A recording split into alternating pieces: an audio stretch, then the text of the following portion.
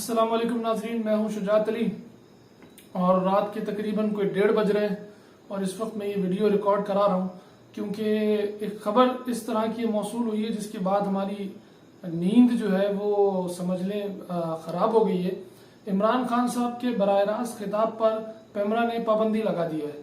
آج عمران خان نے جو ریلی نکالی تھی شہباز گل پر تشدد کے خلاف، اس میں انہوں نے آئی جی اسلام آباد اور ڈی آئی جی اسلام آباد سمیت میجسٹریٹ خاتون کو دھمکی دی تھی۔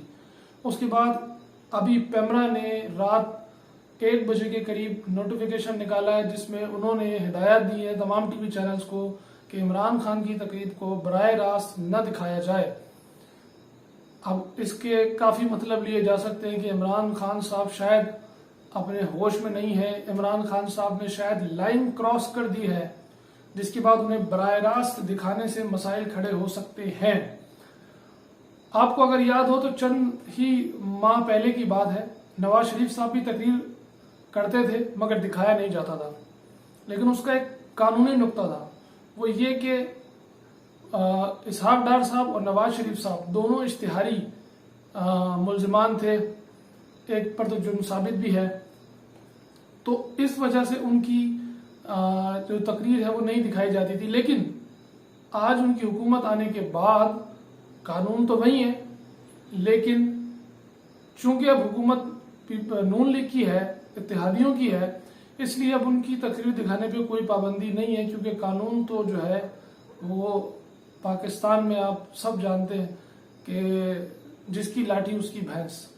البتہ مریم نواز پر بالکل انسپوکن پابندی تھی اور وہ پابندی بھی حکومت کی طرف سے نہیں تھی، یعنی پچھلی حکومت کی طرف سے، تحریک انصاف کی حکومت کی طرف سے وہ پابندی نہیں تھی، وہ پابندی کہیں اور سے تھی۔ یہی کچھ اب عمران خان صاحب کے ساتھ ہو رہا ہے۔ اس وقت عمران خان نے نہیں آواز اٹھائی، اس وقت عمران خان کہتے تھے کہ مریم اگر ادارے کے خلاف بات کر رہی ہیں تو وہ غداری ہے، وہ بغاوت ہے، وہ ملک دشمنی ہے۔ لیکن آج جب عمران خان صاحب کے ساتھ خود یہ ہو رہا ہے تو شاید انہیں اس کا احساس ہو رہا ہوگا کہ ان کی دور حکومت میں ان اسپوکن جو پابندیاں لگی تھی آج ان کو بھی اس کا سامنا کرنا پڑ رہا ہے۔ مگر میں ایک بات یہاں بتا دوں کہ جس طرح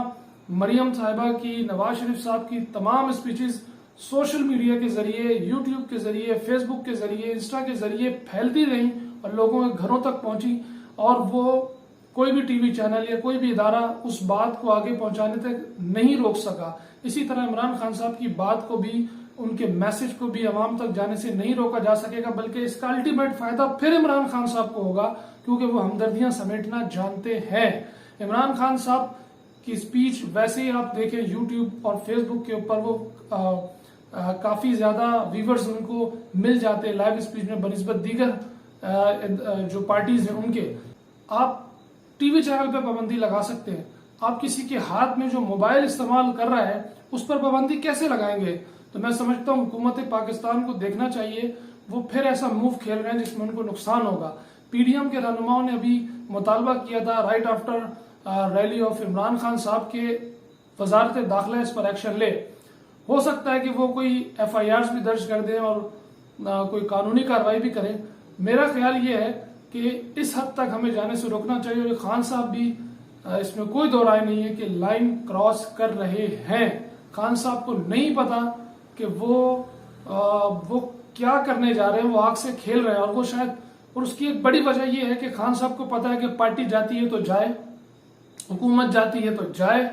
بین لگتا ہے تو لگے، اس لیے کہ خان صاحب کا انٹرسٹ آگے کچھ نہیں ہے۔ ان کی وہ عمر کے